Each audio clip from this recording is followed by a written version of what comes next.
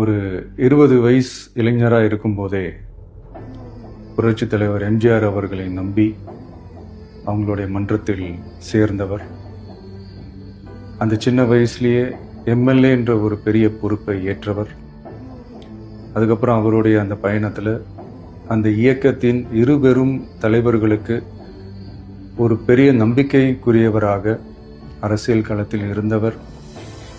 இப்படி 50 வருஷமா ஒரே இயக்கத்தில் இருந்த அண்ணன் செங்கோட்டையன் அவர்கள் இன்னைக்கு அவங்களுடைய அரசியல் அனுபவமும் அவங்களுடைய அந்த அரசியல் களப்பணியும் நம்மளுடைய தமிழக வெற்றி கழகத்திற்கு ஒரு பெரிய உறுதுணையாக இருக்கும் என்ற நம்பிக்கையுடன் இன்னைக்கு அவங்களுக்கும் அவங்களோட இணைந்து பணியாற்ற நம்மளோடு கைகோர்க்கும் அனைவருக்கும் மக்கள் பணியாற்ற வரவேற்கிறேன்.